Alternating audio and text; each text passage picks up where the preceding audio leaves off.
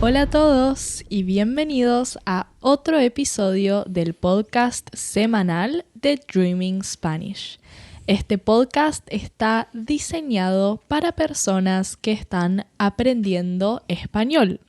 Y por eso, en estos episodios hablamos de forma clara y un poquito más despacio que como hablamos en la vida cotidiana, en el día a día. Pero tal vez este nivel es muy lento para vos. Y si querés algo más avanzado o si querés algo más fácil, podés visitar nuestra web dreamingspanish.com, donde vas a encontrar miles de videos desde súper principiante hasta avanzado. Yo soy Agustina de Argentina. Y yo soy Andrés desde España. Y hoy vamos a hablar de una figura histórica y de cómo se percibe, cómo se ve a esta figura histórica en Argentina y en España. ¿De quién vamos a hablar hoy, Andrés? Pues vamos a hablar ni más ni menos que de Cristóbal Colón. Exacto. También conocido como Columbus. Sí, que suena súper raro para nosotros, ¿no? Un poco, sí. Cristóbal Colón, el descubridor de América, que llegó a América el 12 de octubre de 1492. Es correcto, ¿no? Es correcto. Muy bien. Y bueno, de él hay unas visiones un poquito diferentes, tanto en España como en Argentina, y supongo yo también que dentro de cada país depende un poquito de la persona y de su historia, de su entorno, cómo percibe, cómo ve a este hombre. Pero empecemos por España, Andrés. Sí. ¿Cómo crees que se ve a Cristóbal Colón?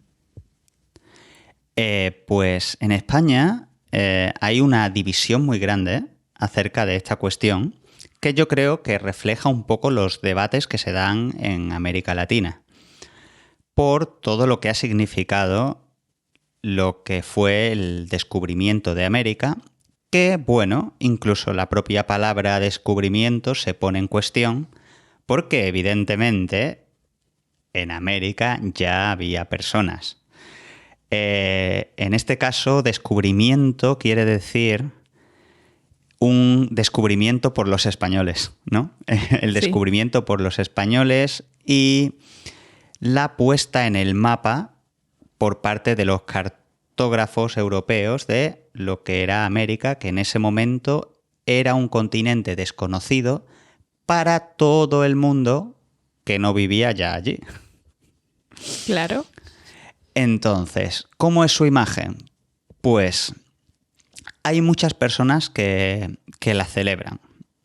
Y tanto es así que se discuten su origen, se discuten de dónde era. Incluso las diferentes comunidades autónomas o regiones de España tratan de adjudicarse o decir que Colón era nativo de allí, ¿no? Que si Colón era catalán, que si Colón era nacido en España o no. Oficialmente se supone es genovés.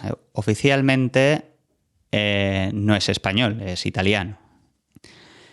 Y bueno, sin embargo, cabe decir, por poner un poco de historia a esto, que sus restos, lo que es el cuerpo de Colón, está enterrado actualmente en mi ciudad, está en Sevilla. Y no siempre ha estado ahí. Lo estuvo antes, creo que luego llevaron el cuerpo a la República Dominicana, me parece. Estuvo en Cuba. No sé, el pobre cuerpo de Colón ha dado varias vueltas por el mundo y actualmente se encuentra en la Catedral de Sevilla. Pero otro dato que creo que también le puede interesar a la audiencia es que Colón partió, ¿no? con 3 barcos desde Palos de la Frontera, que está en Huelva. Eso está aproximadamente a 1 hora en coche de donde estoy ahora. Y en cuestión de muy pocos meses se encontró con una tierra que en ese momento los españoles no sabían que existía. No sé si sabes que él quería, si lo sabes, él quería circunnavegar, quería dar la vuelta al mundo para llegar a Asia, pensando que el mundo, que el planeta era más pequeño de lo que realmente es. Buscaba crear una ruta comercial para competir con Portugal. Y buscando financiación, primero le preguntó al rey de Portugal, el cual dijo, no te voy a dar dinero para esto. Así que después fue a España y le preguntó a los reyes católicos, a Isabel I y a Fernando II. Les pidió dinero y marineros para emprender su viaje. Y al principio también le dijeron que no. Pero Isabel se interesó. Lo que pasa es que en ese momento había otros asuntos que atender aquí, ¿no? Con la guerra de Granada. Pero cuando todo eso terminó, finalmente se le dieron los medios a Colón para que para que hiciese su viaje, un viaje en principio bastante arriesgado. Y luego ya sabemos cómo siguió esa historia. Esa historia hay gente que la pinta aquí como una historia del contacto entre dos pueblos y la creación de lo que es el mundo hispano. Pero para otros es la historia de cómo los colonizadores españoles destruyeron a otras culturas y colonizaron todo un continente, dejando solamente desastre, dolor y guerra a su paso. Son dos visiones muy contrapuestas y creo que España se debate entre las personas que crean lo que se llama una leyenda rosa, en la que todo fue muy bonito, un contacto entre dos mundos que se encontraban y bueno, que España básicamente solo hizo bien en América, y otra visión que dice exactamente lo contrario, ¿no? Como que ojalá eso nunca hubiera ocurrido y que Colón era un genocida, un asesino y que todo lo que ocurrió tras la conquista fue para mal. Pocas personas se mueven en términos más o menos intermedios o tratando de ser fieles a la historia. Yo creo que hubo cosas positivas de ese contacto, pero tampoco caigo en la leyenda rosa de pensar que todo fueron abrazos y flores, por así decirlo. Pero sí, en esa está España. España tiene una opinión muy dividida respecto a Cristóbal Colón, pero tiene una opinión muy dividida respecto a prácticamente cualquier asunto. Así que tampoco nos vamos a volver locos. Claro. Bueno, igualmente a mí me sorprende un poco que esté la visión negativa. No sé si es algo más nuevo desde tu perspectiva, es algo más reciente. Es algo que yo creo que está relacionado con los movimientos de izquierda del siglo XXI. Es un revisionismo histórico de corte progresista que ha ido alimentando lo que se ha venido a llamar la leyenda negra, que para otros muchos esa leyenda negra es de origen anglosajón. La leyenda negra española sobre la conquista de América, existen opiniones que dicen que, que eso forma parte de una guerra ideológica en la lucha entre lo que fueron dos grandes imperios coloniales del pasado, como eran el Imperio Británico y el Imperio Español. Y que el Imperio Británico alimentó esa idea de la leyenda negra para que, como una forma de guerra cultural, forma de guerra cultural. Pero por otro lado están algunos, hispanistas que plantean, eso, una leyenda rosa, una leyenda que ignora los hechos malos, ¿no? Y trata de destacar únicamente los buenos. Ok. No sé cómo lo veis allí. Creo que vosotros, en Argentina, claro, estáis en el lado contrario del descubrimiento. Entonces Sí. tiene que ser interesante conocer cómo lo veis allí. Bueno, yo la verdad es que noté un cambio bastante grande desde que yo era chica hasta el día de hoy. Estamos hablando de unos 20 años. Noté que cambió mucho. De hecho, cuando yo iba a la escuela, porque uno, claro, aprende de Colón y del descubrimiento de América gracias a la escuela, ¿no? En la escuela primaria. Y bueno, en mis épocas, cuando yo fui a la escuela, todavía el día era el día como del descubrimiento de América, el día de Colón, que después cambió de nombre. El 12 de octubre pasó a ser el Día de la Raza, y eso también fue problemático, y después cambió de nombre y ahora se llama el Día de la Diversidad Cultural. Y junto con ese cambio de nombre, también cambió mucho la visión y el enfoque que se le da a ese día. Mientras que antes era todo sobre Colón y la llegada a América. Y yo tengo recuerdos de que te pintaban el viaje como algo épico, y me acuerdo los dibujos de las tres embarcaciones, me acuerdo los nombres, la Niña, la Pinta y la Santa María. O sea, Efectivamente. imagínense el nivel para que yo me acuerde eso. Bueno, y te lo pintaban como un viaje heroico y majestuoso y meses en el mar, ¿no? Y después eso fue cambiando. Creo que empezó a haber una visión más global, más crítica de esto. Nunca se escondió, desde que yo soy chica, nunca se escondió el hecho de que hubo maltrato, aniquilación, abuso a todo lo que era propio nuestro, a las culturas originarias, a también los recursos que teníamos. Eso nunca se escondió, pero no se le daba tanta importancia. Creo que con el paso del tiempo y con este cambio en el enfoque, se empezó a ver más desde ese lado. Y hoy en día, con el tema de la diversidad cultural, el Día de la Diversidad Cultural, prácticamente no se habla tanto de Colón, no se habla de su llegada a América, sino que se habla de las culturas originarias, de los pueblos originarios que estaban acá y cómo vivían, qué legado, ¿no? Como qué dejaron, ¿no? Y bueno, de sus características. Así que realmente se cambió mucho el enfoque en poco tiempo. Vaya, pues es un buen cambio teniendo en cuenta que me estás hablando de un periodo de 20 años, pero sí que es cierto que aquí también ha sido algo parecido, solo que no tenemos el enfoque de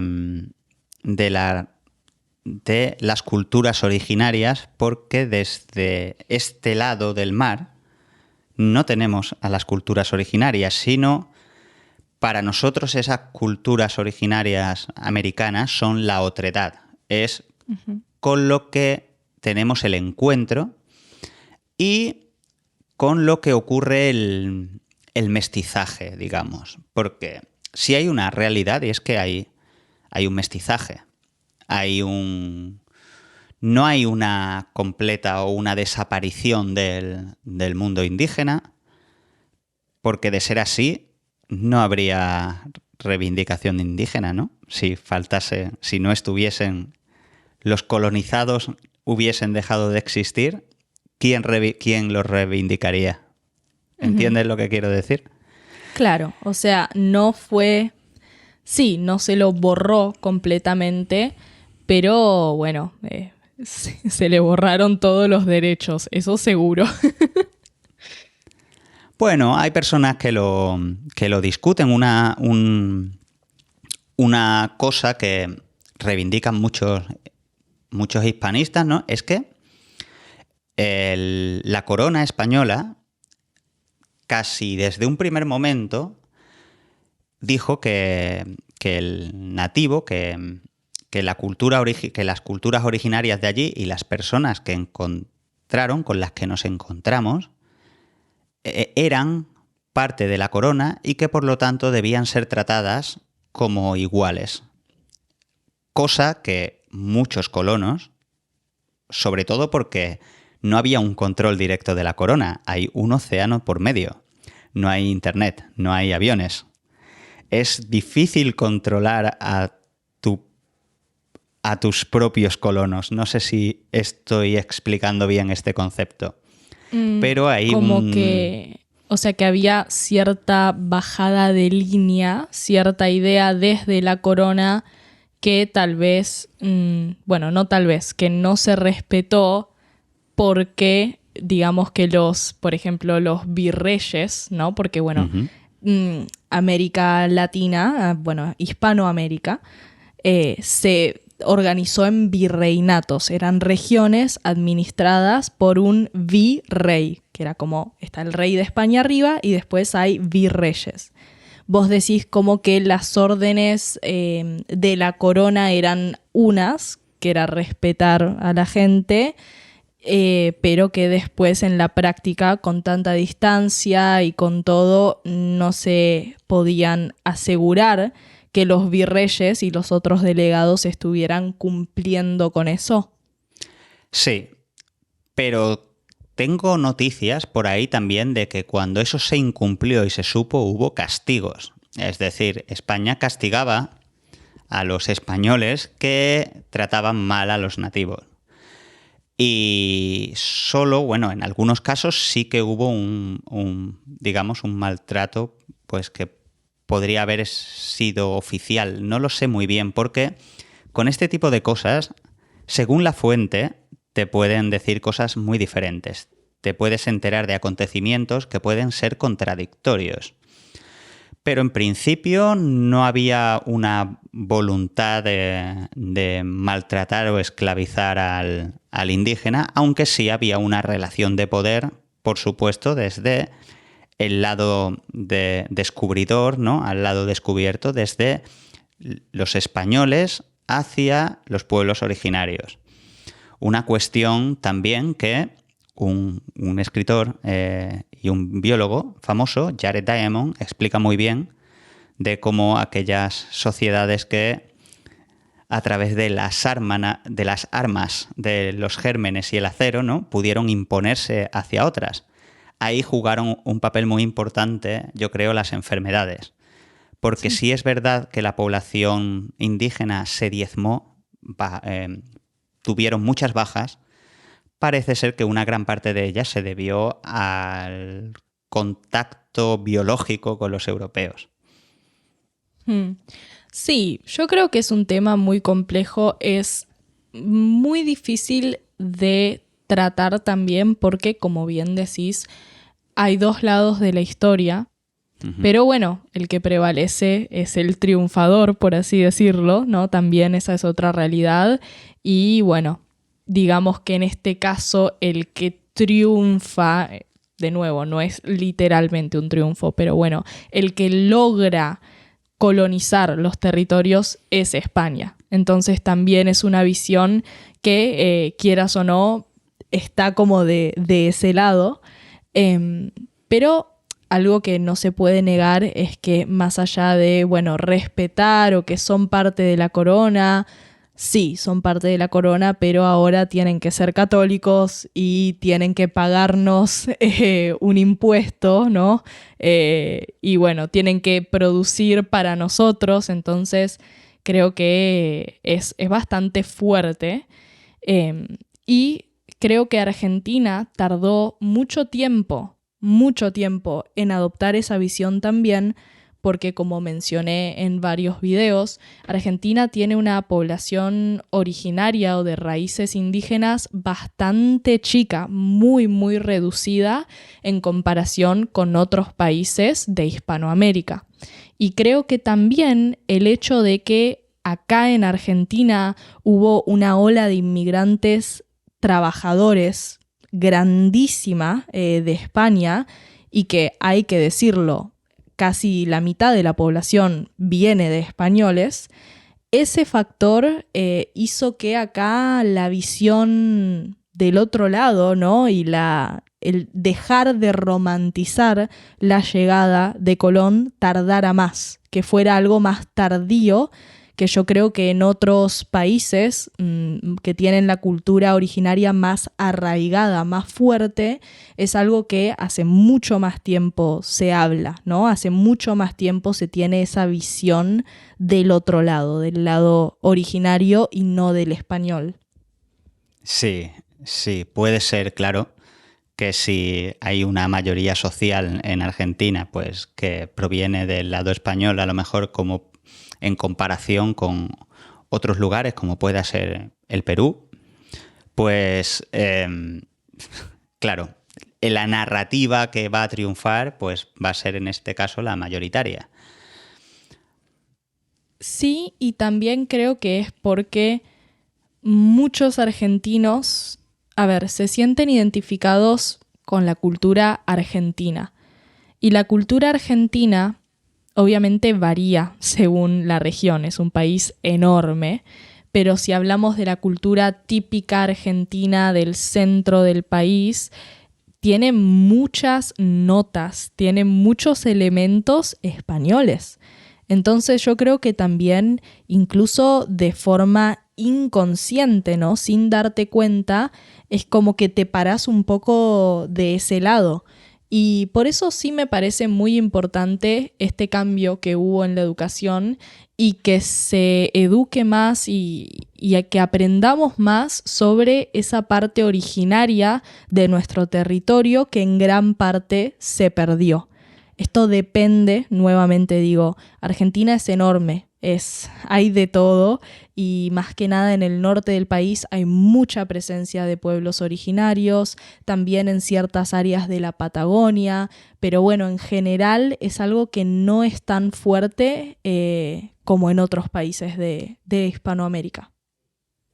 Vaya.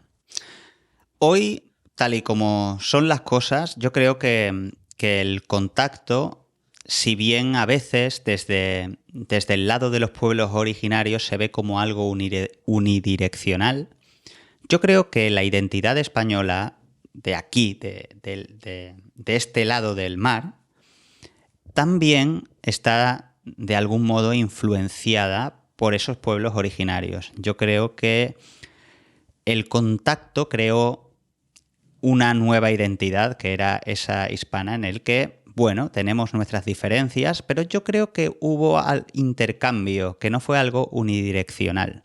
Incluso existen algunas fiestas o tradiciones en algunos pueblos de España que cuando yo las veo, incluso percibo en la estética una influencia americana muy interesante. Y bueno, no sé, en cualquier caso, yo no creo que la diversidad cultural deba desaparecer.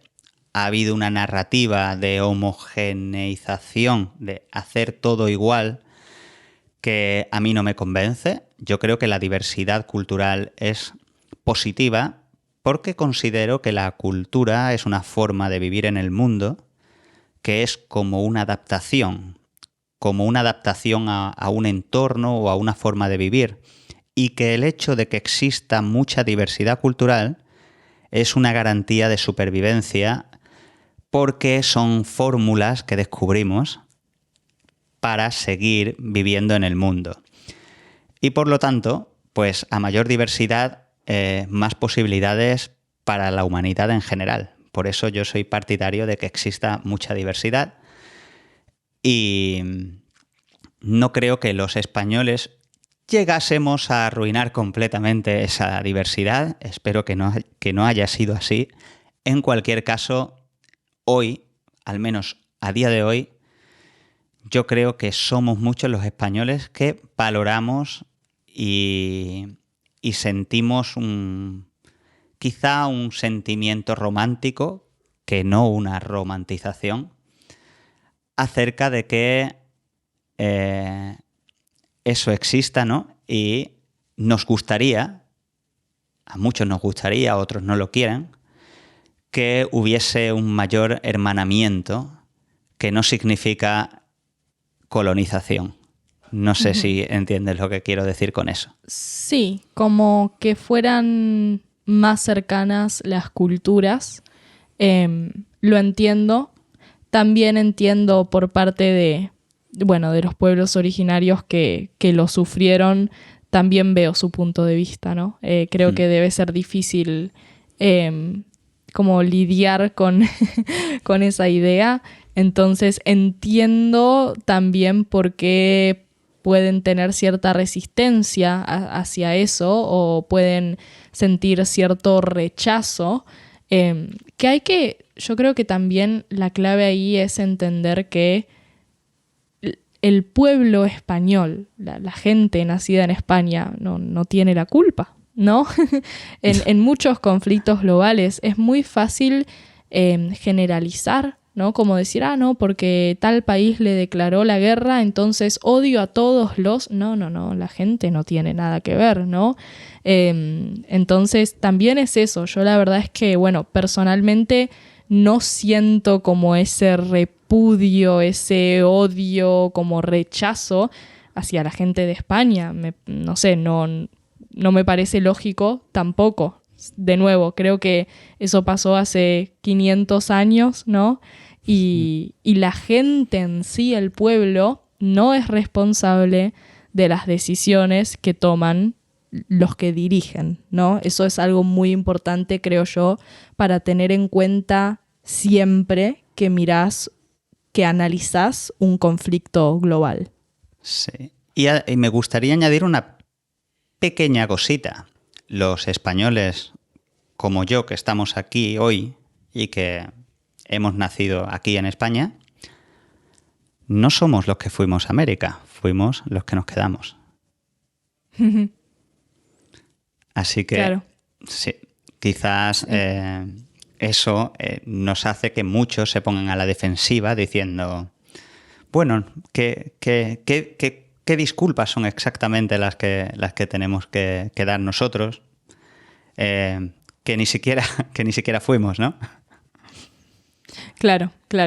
No, por eso, creo que a veces es muy fácil ver un conflicto antiguo con los ojos de hoy en día.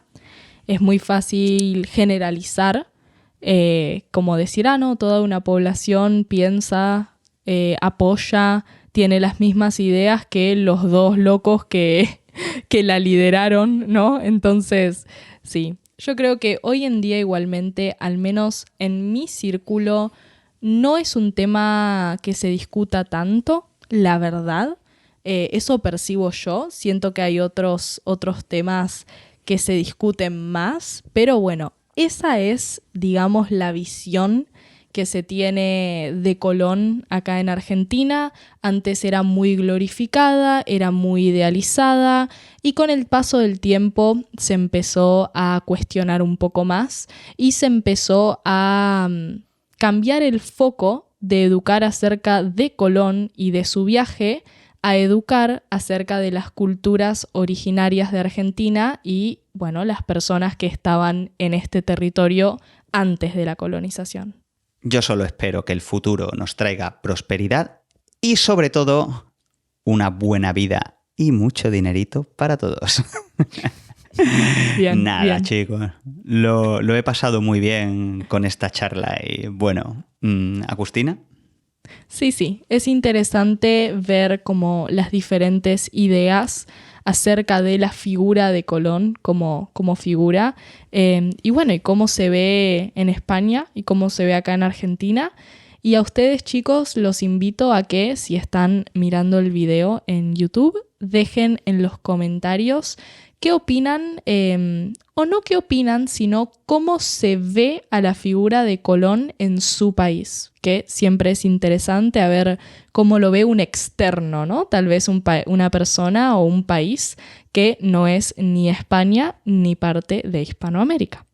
Pero bueno, chicos, les recuerdo que acaban de escuchar un episodio del podcast de Dreaming Spanish y que si están aprendiendo español, tienen que visitar nuestra web, dreamingspanish.com. En nuestra web van a encontrar miles de videos en español, desde nivel súper principiante hasta avanzado, rankeados y organizados por los creadores, pero también por los usuarios.